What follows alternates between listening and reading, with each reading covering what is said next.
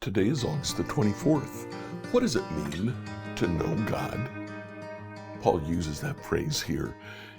Let's read 2 Timothy 3, 1 through 9.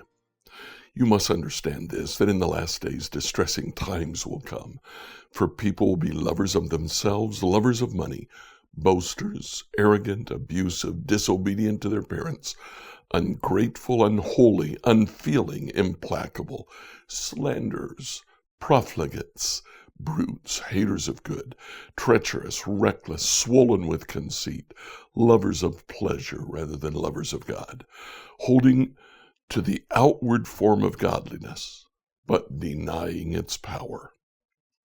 Avoid them.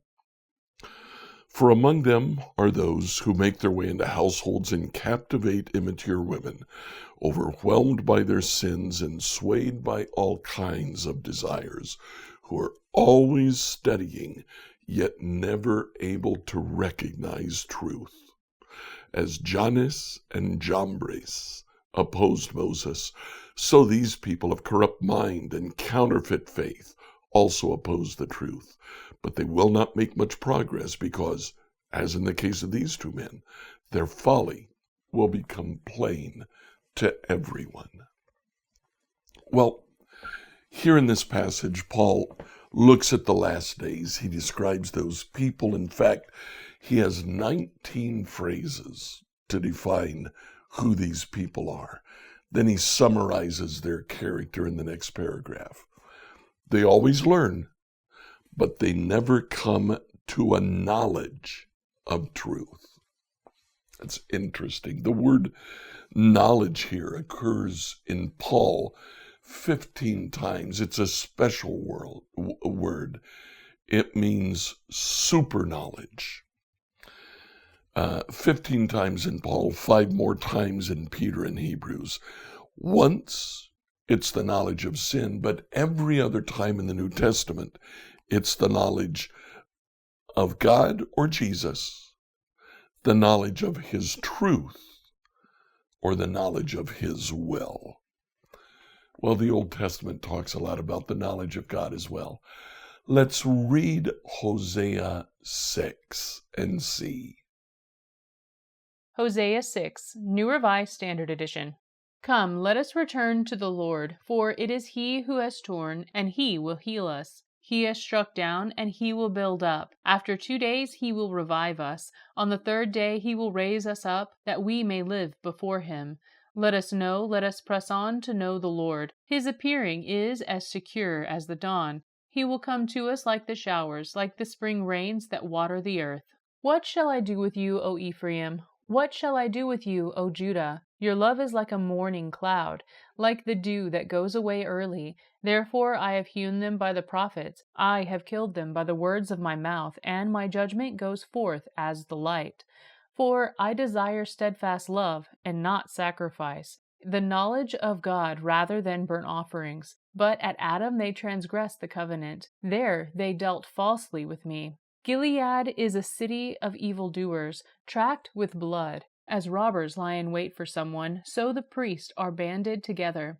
They murder on the road to Shechem. They commit monstrous crime. In the house of Israel I have seen a horrible thing. Ephraim's whoredom is there. Israel is defiled. For you also, O Judah, a harvest is appointed, when I would restore the fortunes of my people. Verse 3 says, let's press on to know the Lord. And then in verse 6, Hosea says, I desire the knowledge of God rather than burnt sacrifices. So what does it mean to know God?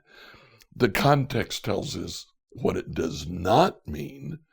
It does not mean simply increasing knowledge about God. That's what the evil people of the last days do. They increase their knowledge at the same time as they resist the truth. They're corrupt.